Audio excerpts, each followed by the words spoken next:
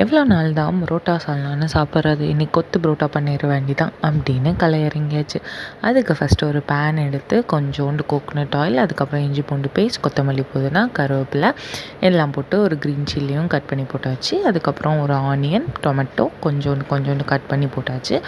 அப்புறம் புரோட்டாவை கொத்த முடியல, ஸோ அரைச்சி எடுத்துக்கிட்டேன். அப்புறம் 2 எக்கு அதை போட்டு நல்லா கிண்டிட்டு, வீட்டில் இருந்த மட்டன் சால்னாவை நான் கொஞ்சம் யூஸ் பண்ணிக்கிட்டேன். மட்டன் சால்னா, அதுக்கப்புறம் கடையில் தந்த சால்னா அதையும் ஊற்றி நல்லா இந்த மாதிரி கிண்டிட்டு, நம்ம அரைச்சி எடுத்தோம்ல பரோட்டா அதையும் போட்டுட்டு, எந்த அளவுக்கு சால்னா தேவையோ அதுக்கப்புறம் ஊற்றிக்க வேண்டிதான்.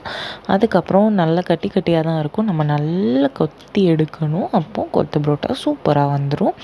நான் இந்த கொத்து புரோட்டாக்கு சைட் டிஷ்ஷாக ஒரு சூப்பரான ஆம்லெட் போட்டு வச்சுருந்தேன். நீங்களும் அந்த மாதிரி ட்ரை பண்ணி பார்த்துட்டு எப்படி இருக்குன்னு சொல்லுங்கள். கொத்து புரோட்டா வித் ஆம்லெட் காம்பினேஷனும் எப்படி இருக்குன்னு சொல்லுங்கள்.